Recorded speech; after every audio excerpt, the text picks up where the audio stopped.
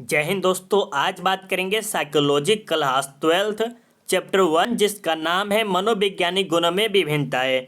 और आज इस वीडियो में आपको सब्जेक्टिव क्वेश्चन कराने वाले हैं जो कि आपके लिए बहुत इंपॉर्टेंट है, क्योंकि इस वीडियो में आपको शॉर्ट एंड लॉन्ग क्वेश्चन कराया जाएगा। तो इस वीडियो को थोड़ा सा भी स्किप मत कीजिएगा।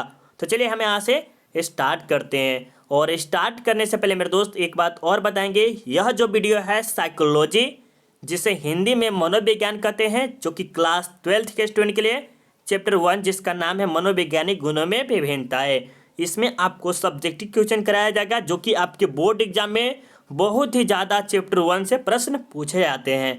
अब चलिए हम यहाँ से स्टार्ट करते हैं। उससे पहले मेरे दोस्त एक बात और समझ लीजिए, चैप्टर 1 जिसका नाम है मनोवैज्ञानिक गुणों में विभिन्नताएं, और इसका आपको फुल एक्सप्लेनेशन बोला, जैसे नहीं होता किसी बुक लिए, ठीक है, और इसका पढ़ते हैं लेकिन हमें पता नहीं चलता कि हम क्या मेन इंपॉर्टेंट है, तो उसका आपको मेन थ्योरी करा दिया गया है। अगर आप ये वीडियो देख लेते हैं तो आपको सब्जेक्टिव प्लस ऑब्जेक्टिव में थोड़ा सा भी दिक्कत नहीं होगा। तो जाकर जरूर देखिएगा, जिसका लिंक आपको आई बटन में या तो वीडियो के डिस्क्रिप्शन में मिल जाएगा। वीडियो के डिस्क्रिप्शन में आपको साइकोलॉजी प्लेलिस्ट के नाम से बना होगा, ठीक है। अब चलिए हम यहाँ से सब्जेक्टिव याद अब करते हैं यहाँ पर। अब देखिए यहाँ पर क्या कह रहे हैं, एक नंबर प्रश्न है कि बुद्धि को परिभाषित करें। बुद्धि जो हमारा दिमाग है, ठीक है, बुद्धि हो गया, उसका परिभाषित करना है।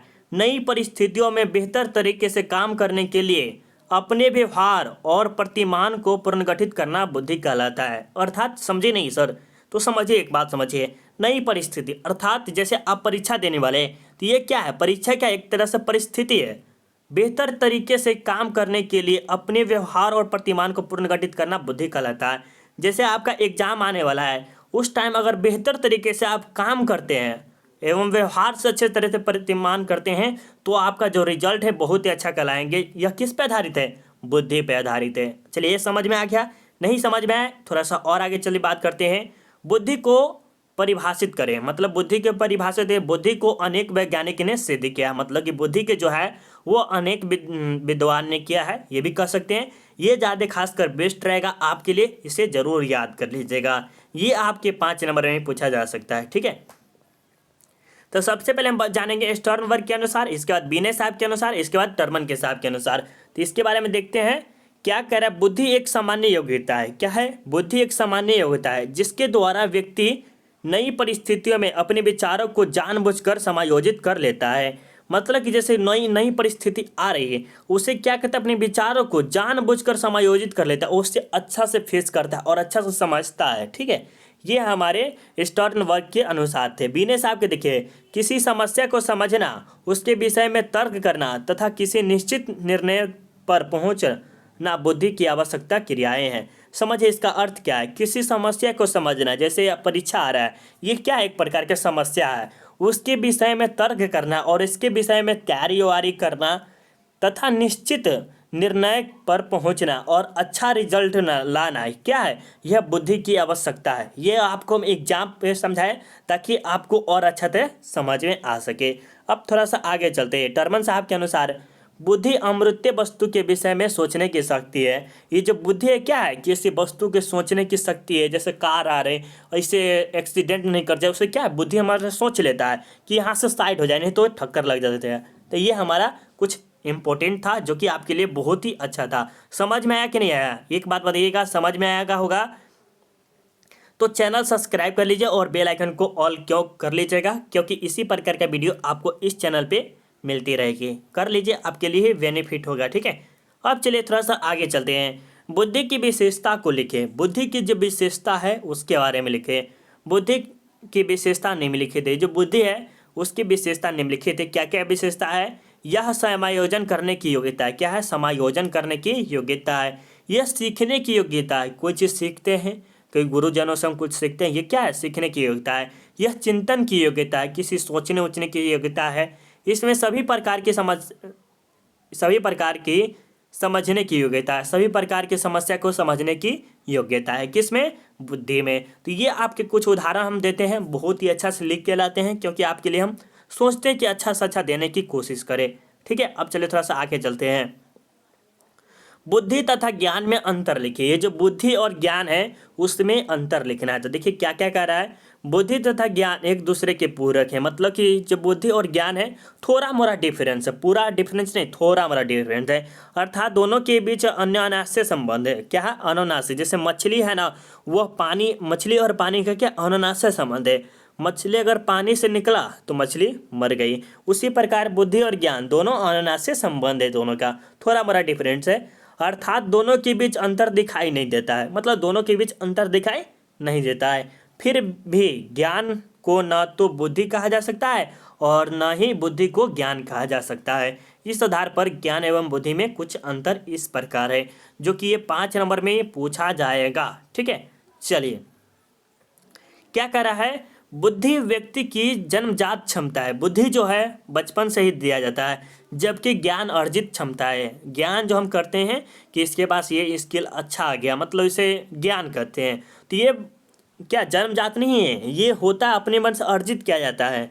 ठीक है, बुद्धि की एक सीमा होती है। बुद्धि जो है ना उसकी एक सीमा होती है, जैसे 25 साल 20 साल, ये इसकी सीमा होगी, जिसका संबंध उम्र से नहीं होता है और इसका उम्र से नहीं होता है। लेकिन ज्ञान की कोई सीमा नहीं होती है, यह उम्र और अनुभव के साथ बढ़ता है। क्या होता है? उम्र और अनुभव के साथ बढ़ता है ज्ञान। ठीक है, और बुद्धि जो है वह कभी भी प्राप्त कर सकते हैं, जैसे 50 साल 60 साल की एज में भी आप ज्ञान प्राप्त कर सकते हैं, लेकिन सॉरी ज्ञान नहीं, बुद्धि प्राप्त कर सकते हैं, लेकिन ज्ञान ऐसा नहीं है। ठीक है, उम्र के साथ इसकी कोई सीमा नहीं थी, यह उम्र और अनुभव के साथ बढ़ता है, धीरे धीरे बढ़ता जाता है। ज्ञान बुद्धि पर आश्रित होता है, बुद्धि ज्ञान पर नहीं। जैसे ज्ञान जो है ना वो बुद्धि पर आश्रित है, लेकिन बुद्धि जो है ज्ञान पर आश्रित नहीं है। तो हम कह सकते हैं कि दोनों एक ही चीज़ है। बुद्धि में आत्म अवलोकन की क्षमता पाई जाती है, ज्ञान में नहीं। ठीक है, बुद्धि स्मरण शक्ति पर निर्भर करता है, जबकि ज्ञान अनुभव पर। तो ये कुछ उदाहरण थे, कुछ आपके लिए थे और इसे जरूर आपको याद हो गया होगा। चलिए थोड़ा सा और आगे चलते हैं। अब चलिए थोड़ा सा 4 नंबर प्रश्न को देखते हैं। क्या लिखा है, शाब्दिक और अशाब्दिक बुद्धि परीक्षण पर टिप्पणी लिखे। क्या है? शाब्दिक और अशाब्दिक बुद्धि परीक्षण, मतलब कि एक तरह से कह सकते हैं अच्छा, एक तरह से कह सकते हैं बुरा। इस पे क्या करना है, एक टिप्पणी लिखना है। तो ये भी आपके 5 नंबर प्रश्न है, जो कि याद करना आपके लिए बहुत इंपॉर्टेंट है। ठीक है, बुद्धि को मापने की वैसे तो अनेक विद्या है। ठीक है, मतलब बुद्धि जो है उसको मापने के लिए अनेक विधि, जैसे कुछ नहीं यंत्र उंत्र होता है, उसके मापने के लिए अनेक विधि, लेकिन उन विधियों में शाब्दिक एवं अशाब्दिक बुद्धि परीक्षण का स्थान सर्वोपरि है। मतलब जो बुद्धि को हम जो मापते हैं, जो नहीं होता है कुछ कुछ कि इसका कितना तेज है ज्ञान, लेकिन सबसे अच्छा जो है शाब्दिक एवं अशाब्दिक बुद्धि परीक्षण है। क्या है? जो कि सर्वोपरि है, दुनिया में सबसे अच्छा नंबर पे यही है। बुद्धि परीक्षण के लिए प्रयोगशाला 1789 में विलियम हुंड महोदय ने किया और यंत्र की सहायता से बुद्धि को मापने का काम किया। कौन? तो ये जो हमारे हैं विलियम हुंड महोदय ने। ठीक है, कब? तो ये 1889 में। कहाँ पर किए थे? तो ये देखिए प्रयोगशाला में किए हुए थे। ठीक है, यंत्र की सहायता से किए थे। अब चलिए देखते हैं शाब्दिक एवं अशाब्दिक बुद्धि परीक्षण क्या होता है। ठीक है, बात करेंगे बुद्धि के परीक्षण के इस विधि में परीक्षक परीक्षार्थी से कुछ प्रश्न पूछता है। क्या करता है? कुछ प्रश्न पूछता है तथा उस प्रश्न का उत्तर वह शब्दों में प्राप्त करके व्यक्ति के बुद्धि का पता लगाता है। जैसे एग्जाम्पल में समझिए, यहाँ पर एक है, यहाँ पर एक आदमी है, 3 आदमी हो गया। ठीक है, और यहाँ पर एक एक सियान मान लीजिए जिसका एज बहुत ही अच्छा है, और वे क्या करते, कुछ प्रश्न पूछते, ये भी कुछ प्रश्न पूछते, ये भी कुछ प्रश्न पूछते, और इसका ये सटीक जवाब देते, मतलब बहुत ही अच्छा जवाब देते हैं। तो ये समझते हैं कि हाँ इसका परीक्षण बहुत अच्छा है। ये शाब्दिक बुद्धि परीक्षण हो गया। अब चलिए थोड़ा सा अशाब्दिक बुद्धि परीक्षण में बात करते हैं। इस विधि में बुद्धि की जांच के लिए भाषा के स्थान पर, मतलब कोई भाषा नहीं पूछता है, क्रियाओं का उपयोग किया जाता है। अर्थात इसमें बच्चे को घुमाकर, दिखाकर एवं लिखवाकर उसके बुद्धि के स्तर का पता लगाया जाता है। इसे क्रियात्मक परीक्षण भी कहा जाता है। देखिए अशाब्दिक और शाब्दिक बुद्धि परीक्षण में तो पता चल गया। शाब्दिक बुद्धि परीक्षण का अर्थ है कि डायरेक्ट हम कुछ प्रश्न पूछे और वो जवाब दिया, तो उससे हम पता चलता है कि ये शाब्दिक बुद्धि परीक्षण में आने वाले हैं। और शाब्दिक बुद्धि परीक्षण में होगी कि बच्चों को घुमाकर, दिखाकर, लिखवाकर, कुछ लिखवा क लिखवा कर, ख लिखवा कर, ये कुछ लिखवा कर क्या होता है, अशाब्दिक बुद्धि परीक्षण में होते हैं। चलिए अब आगे चलते हैं बात। यहाँ पर देखिए क्या कह रहा है 5 नंबर में कि बुद्धि क्या है। इसके प्रकारों की व्याख्या करें। बुद्धि क्या है, इसके प्रकारों की व्याख्या करें। तो इसमें देखिए क्या लिखा है, बुद्धि जिसका सामान्य अर्थ विचार से लगाया जाता है। क्या है विचार, मतलब कुछ सोचने उचने की शक्ति हो गया, ये हो गया। यह व्यक्तियों को नई परिस्थिति में बेहतर तरीके से काम करने के लिए व्यक्ति को समायोजित करता है। अभी जस्ट आपको पहले बताए हुए थे कि जो नई परिस्थिति का अर्थ क्या होता है, यह आपको बता दिए। प्रसिद्ध मनोवैज्ञानिक थॉर्नडाइट ने बुद्धि के 3 प्रकारों की व्याख्या की है। कौन किए हैं, हमारे मनोवैज्ञानिक के प्रसिद्ध मनोवैज्ञानिक थॉर्नडाइट, जिन्होंने क्या 3 प्रकार के बारे में व्याख्या की है कि 3 प्रकार कौन कौन है। देखिए प्रत्यक्ष बुद्धि, अप्रत्यक्ष बुद्धि हो गया और एक सामाजिक बुद्धि परीक्षण गया। तो इसके बारे में सबसे पहले जानेंगे प्रत्यक्ष बुद्धि क्या होता है। यह वैसा बुद्धि है जिसमें व्यक्ति किसी वस्तु को देखकर भली प्रकार से समझता है, मतलब कि जैसे कोई वस्तु देखा और उसे देखकर थोड़ा मोड़ा समझता हो, ठीक है, तथा उसके अनुसार कार्य करता है और उसी के अनुसार कार्य करता है। जैसा एक बच्चा को खिलौना को देखता है तथा उसके बाद उसे तोड़कर पुनः जोड़ने का प्रयास करता है। जैसे एग्जाम्पल ले लीजिए थोड़ा सा, एक बच्चा है, उसके पास अगर एक खिलौना दे दीजिए, ठीक है, तो वो खिलौना को बहुत ही गहराई तरीका से देखेगा। क्या करेगा, गहराई तरीका से देखेगा, फिर उसे तोड़ेगा, फिर उसे जोड़ने का भी प्रयास करता है बच्चा, ठीक है। तो ये हमारे प्रत्यक्ष बुद्धि परीक्षण में है। अप्रत्यक्ष में क्या होता है, इसमें व्यक्ति पुस्तकों को पढ़कर प्रतीक चिन्हों को देखकर उससे ज्ञान प्राप्त करता है, वो अप्रत्यक्ष। जैसे आपको हम पढ़ा रहे, तो ये क्या कर रहे हैं, आप देख के पढ़ रहे थे, ये अप्रत्यक्ष बुद्धि परीक्षण में आ गया। किसमें, अप्रत्यक्ष। सामाजिक बुद्धि परीक्षण क्या है, यह एक ऐसा बुद्धि है जिसमें व्यक्ति भली प्रकार से सामाजिक मानदंडों को देखकर सीखता है तथा इसके अनुसार अपने से बड़े छोटे एवं समान लोगों के साथ बर्ताव करता है। सामाजिक बुद्धि अर्थात जैसे मानदंडों, जैसे समाज में क्या हो रहा है उससे हम कुछ सीखते हैं, छोटों बड़ों को क्या इज्जत देते हैं उसके होता है, तो ये हमें सामाजिक बुद्धि परीक्षण कहलाते हैं। तो ये 3 परीक्षण थे। 3 परीक्षण में सबसे बेस्ट ये परीक्षण है मेरे ख्याल से कहा जाए तो, क्योंकि ये बच्चे के खिलौना देख के, बच्चा खिलौना देखता है तब उसे तोड़ता है, फिर जोड़ने की कोशिश भी करता है, और इसमें डायरेक्ट क्या होता है कि बुक से पढ़ उठ कर ज्ञान प्राप्त करते हैं, वो अप्रत्यक्ष रूप से हो गया, ठीक है। अब बात करेंगे बुद्धि के सिद्धांत पर प्रकाश डाले। बुद्धि के सिद्धांत पर प्रकाश डाले तो तत्वों के आधार पर बुद्धि के निम्नलिखित सिद्धांत है, ठीक है। तो यहाँ पर क्या क्या सिद्धांत है इसके बारे में देखिए। एक तत्व सिद्धांत है, इस सिद्धांत का प्रतिपादन बीने, टर्मन एवं स्टर्न महोदय ने किया है। किन किन ने किया है, तो बीने साहब ने किया था, टर्मन ने किया था, स्टर्न ने किया था, महोदय साहब ने किया था। इनके अनुसार बुद्धि में केवल एक तत्व है तथा वह अविभाज्य है, सबसे ताकतवर है जो सभी को अपने अधीन कर लेता है, ठीक है। ये एक तत्व में आता है, ठीक है। अब चलिए द्वि तत्व में क्या होता है। द्वि तत्व में इस सिद्धांत को प्रतिपादन स्पियर ने किया था। आपसे पूछा भी जा सकता है द्विकारक सिद्धांत के कौन कहते हैं, स्पियरमैन ने किया था। इसके अनुसार बुद्धि में द्वि तत्व विद्यमान है। कितने, द्वि तत्व विद्यमान है, जिसमें सामान्य बुद्धि जैसे जी फैक्टर तथा विशिष्ट एस फैक्टर बुद्धि में बांटा गया। 2 भागों में बांटा गया। कौन कौन, एक सामान्य एक विशिष्ट, मतलब एक मीडियम में एक ज़्यादा हाई, ठीक है। इसमें सामान्य बुद्धि जन्मजात होती है तथा विशिष्ट बुद्धि परीक्षण और प्रशिक्षण द्वारा प्राप्त होता है, मतलब विशिष्ट शिक्षा के द्वारा और प्रशिक्षण के द्वारा ये प्राप्त होती है। कौन सा, विशिष्ट बुद्धि परीक्षण। तो ये भी कुछ आपको समझ में आ गया। थोड़ा सा और आगे चलते हैं।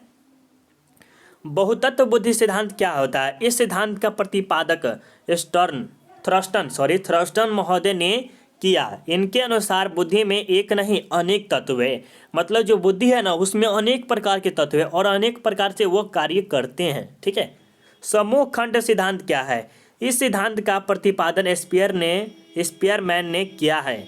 यह सिद्धांत कहती है कि बुद्धि 2 समूहों सामान्य एवं विशिष्ट बांटा है। इसमें सामान्य बुद्धि जन्मजात होती है तथा विशिष्ट बुद्धि पुस्तकों के अध्ययन, शिक्षण, प्रशिक्षण और अनुभव द्वारा प्राप्त होता है। और देखिए समूह खंडन की क्या होता है, एक तो हम आपको पहले बताया कि सामान्य बुद्धि होता है और एक होता है विशिष्ट बुद्धि परीक्षण। तो सामान्य में क्या होगी कि जन्म से जो लेता है वो सामान्य में आ गया, और एक विशिष्ट में जो हो गया जो ज्ञान पुस्तक पढ़कर अच्छा से अच्छा बर्ताव करता है, वो कैसे ज्ञान प्राप्त करता है, तो वो हमारे विशिष्ट बुद्धि परीक्षण में आते हैं। चलिए थोड़ा सा और आगे बढ़ते हैं। कैटल बुद्धि का परीक्षण क्या होता है। कैटल का सिद्धांत, इस सिद्धांत का प्रतिपादन कैटल ने किया है। किसने किया है, कैटल ने किया है। इसके अनुसार बुद्धि सीखने की योग्यता है। क्या है? इसके अनुसार, जो केटल के अनुसार है, बुद्धि की सीखने की योग्यता है जिसमें सामान्य बातों को लोग जल्दी सीख लेता है और जटिल बातों को देर से सीखता है। जैसे मान लीजिए कहेंगे 2+2, समझिए 2+2 कितना होता है?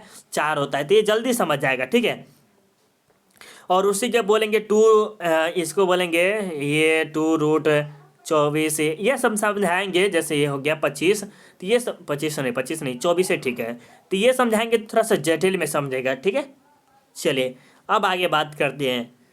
यहाँ पर कह रहा है कि शाब्दिक बुद्धि परीक्षण क्या है। शाब्दिक बुद्धि परीक्षण क्या है? टोटल 11 प्रश्न है और टोटल 11 प्रश्न में हम आपको चैलेंज देते हैं कि 2 या 3 प्रश्न तो इस वीडियो से पूछेगा तो पूछेगा, समझ रहे हैं? 2 या 3 वीडियो मतलब 2 या 3 प्रश्न पूछेगा तो पूछेगा। चलिए अब आगे चलते हैं। शाब्दिक बुद्धि परीक्षण उसे कहते हैं जिन परीक्षणों में शब्दों का प्रयोग किया जाता है। क्या कहा जाता है मेरे दोस्त? शब्दों का प्रयोग किया जाता है, उसे शाब्दिक बुद्धि परीक्षण कहते हैं। क्या कहते हैं? शाब्दिक बुद्धि परीक्षण कहते हैं। यह परीक्षण मौखिक या लिखित दोनों प्रकार से लिया जाता है। समझिएगा मेरे दोस्त, यह कह रहा है शाब्दिक बुद्धि परीक्षण क्या है। शाब्दिक बुद्धि परीक्षण उसे कहते हैं जिन परीक्षणों में शब्दों का प्रयोग किया जाता है। शब्दों मतलब कि कोई लेख उख होता है, जैसे पत्र उत्तर लिखते, ये हो गया, ये कह सकते हैं, उसे शाब्दिक बुद्धि परीक्षण कहते हैं। यह परीक्षण मौखिक या लिखित दोनों प्रकार से लिया जाता है। प्रचलित रूप में पेपर पेंसिल परीक्षण के नाम से भी जाने जाते हैं। इसमें ज़्यादा खासकर आप देखिएगा बोर्ड एग्जाम जैसे देते हैं तो ये शाब्दिक बुद्धि परीक्षण में ही होता है, ठीक है। यह परीक्षण व्यक्ति या सामूहिक दोनों रूप में किया जाता है। इन परीक्षणों के लिए आवश्यक तथ्य निम्नलिखित है। इसमें 5 नंबर का ज़्यादा खासकर पूछा जाता है। परीक्षा की भाषा का ज्ञान परीक्षित को होना चाहिए। व्यक्ति को प्रशिक्षित होना चाहिए, मतलब वो पढ़ा लिखा होना जरूरी है। परीक्षणकर्ता एवं प्रशिक्षित मनोवैज्ञानिक होना चाहिए। यह परीक्षण छोटे बालकों एवं निरक्षर व्यक्तियों के लिए नहीं है। निरक्षर का अर्थ क्या होता है? बहुत स्टूडेंट को पता नहीं होगा, मतलब वह पढ़ा लिखा नहीं है, ठीक है। तो ये भी आपके लिए 7 नंबर प्रश्न बहुत ही इंपॉर्टेंट था। 1 से 2 बार अगर आप देख लेते इसी वीडियो को तो आपको हम कह सकते हैं कि इस चैप्टर से आपको बहुत ज़्यादा प्रश्न पूछेगा मेरे दोस्त, सही बात बता रहे हैं। बाकी आप मानिए नहीं मानिए अलग बात है। बुद्धि लब्धि क्या है? बुद्धि लब्धि क्या है? बुद्धि लब्धि प्राप्त करने के लिए किसी व्यक्ति को मानसिक आयु को उसकी कालानुक्रमिक से भाग देने के बाद 100 से गुना करने के बाद बुद्धि लब्धि प्राप्त हो जाता है। इसका सूत्र इस प्रकार है। देखिए अब समझिएगा, ये क्या है? बुद्धि लब्धि है जिसका मानसिक आयु, जैसे उम्र नहीं होता है वो हो गया, कालानुक्रमिक आयु हो गया, जिससे 100 से डिवाइड कर देना जिससे निकल जाएगा, ठीक है। चलिए हम आगे चलते हैं। यहाँ पर देखिए थोड़ा सा एक बुद्धि लब्धि है, ये याद रख लीजिए, ये आपके एनसीईआरटी बुक से लिए हैं, ठीक है। क्या लिखा है? 130 से ये हम समझाए हुए, ठीक है, ये हम समझाए हुए, तो इसे हम समझाएंगे नहीं, सिर्फ आपको ओ माय गॉड स्क्रीनशॉट ले लीजिए थोड़ा, देखिए स्क्रीनशॉट भी लिया गया हमारी। चलिए आप भी ले लीजिएगा, ठीक है। तो ये क्या कीजिए, ये चैप्टर 1 में क्या है? चैप्टर 1 में अगर देखना चाहते हैं तो लिंक आपको हम बार बार बोल रहे हैं, जिसका लिंक आपको वीडियो के डिस्क्रिप्शन में मिलेगा, और ये हम आपको बहुत ही अच्छा तरीका से समझाए हुए हैं। चलिए अब यहाँ पर देखिए अभिक्षमता क्या है? अभिक्षमता क्या है? अभिक्षमता उसे कहते हैं जिसमें बौद्धिक विकास की विशेषताओं का एक ऐसा संयोजन या स्वरूप है जो व्यक्ति को प्रशिक्षण प्रदान करता है तथा उसे पर्यावरण में परिवर्तित करने का प्रयास करता है, और उसके बाद किसी विशेष क्षेत्र के कौशल एवं ज्ञान अर्जन की क्षमता को प्रदर्शित करता है, उसे हम अभिक्षमता कहते हैं। तो ये कुछ टर्म थे, इसे आप अपने मन से खुद याद करिएगा, ठीक है। चलिए यहाँ पर देखिए ये बहुत ज़्यादा इंपॉर्टेंट है। इसके बाद 10, ये लास्ट प्रश्न है, 10 नंबर है। देखिए ये प्रश्न बहुत ही ज़्यादा इंपॉर्टेंट है क्योंकि ये 5 नंबर का है, ठीक है। देखिए जो भी स्टूडेंट को पीडीएफ चाहिए तो इस नंबर पे एक बार कांटेक्ट कर लीजिएगा, आपको मिल जाएगा। व्यक्तिगत बुद्धि परीक्षण तथा सामूहिक बुद्धि परीक्षण में अंतर है। क्या अंतर है इसके बारे में बताइए। व्यक्तिगत बुद्धि परीक्षण तथा सामूहिक बुद्धि परीक्षण में निम्नलिखित अंतर है। क्या अंतर है देखते हैं। चलिए यहाँ पर देखिए ये हो गया व्यक्तिगत बुद्धि परीक्षण, ये हो गया सामूहिक बुद्धि परीक्षण। इस परीक्षण का आयोजन करने में श्रम एवं समय अधिक लगते हैं, मतलब एक आदमी रहेंगे तो उसमें श्रम की बहुत ही आवश्यकता होगी और अधिक समय भी लगेंगे, कम समय अधिक लगेगा, ठीक है। इस परीक्षण का आयोजन करने में श्रम एवं समय कम लगेगा। देखिए इसमें श्रम की भी आवश्यकता बहुत कम होगी और समय भी बहुत कम लगेगा, लेकिन इसमें जो रहेगा इसमें श्रम एक ही होगा और अधिक टाइम भी लगेगा। इस परीक्षण का परिणाम विश्वसनीय होने के साथ साथ शुद्ध भी होगा। मान लीजिए अगर एक आदमी काम कर रहा है कोई बिजनेस को, तो इसमें क्या होगा, अच्छा ही अच्छा रिजल्ट निकलेगा, लेकिन इसमें ऐसा नहीं है। इस परीक्षण का परिणाम अपेक्षाकृत कम विश्वसनीय होता है। अपेक्षाकृत ज़्यादा होता है, विश्वसनीय कम होता है। ठीक है, और यह परीक्षण कम आयु के बच्चों के लिए सर्वश्रेष्ठ है। ये जो होता है व्यक्तिगत परीक्षण में, यह परीक्षण कम आयु के बच्चों के लिए खराब होता है, जिसमें मान लीजिए 50-100 आदमी है तो इसमें कम खराब हो सकता है। तो ये दोनों के देने कुछ टर्म थे, आपको समझा दिए। चलिए कुछ हम इंपॉर्टेंट आपको हम ट्रिक लगा देते हैं, जो कि आपके बोर्ड एग्जाम में आने का चांस बहुत ज़्यादा रहेगा। ठीक है, देखिए ये साइकोलॉजी है, मेन बात सबसे पहले समझिए। साइकोलॉजी का कम से कम 3 से 4 चैप्टर अगर बढ़िया से पढ़ लेते हैं ना, टोटल 9 चैप्टर है, 9 या 8 शायद है।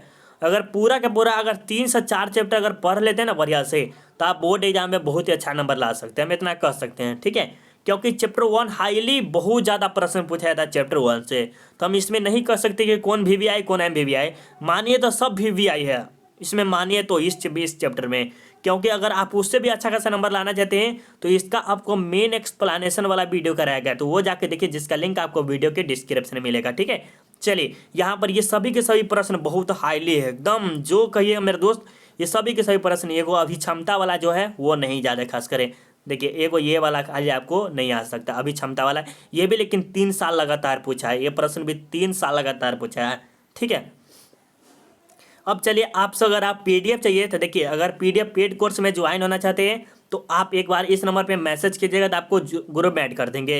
अगर आपके भाई बहन दोस्त जो क्लास 10th है पढ़ते हैं, तो उसे ज़रूर बताइए क्या RDX सेल्फ स्टडी के बारे में, कैसे RDX सेल्फ स्टडी के बारे में। ठीक है, अब अगर आपको टेलीग्राम पे अगर ऑब्जेक्टिव का क्वेश्चन चाहिए तो self study with Kundan Kumar search कीजिएगा टेलीग्राम पे, तो आपको मिल जाएगा।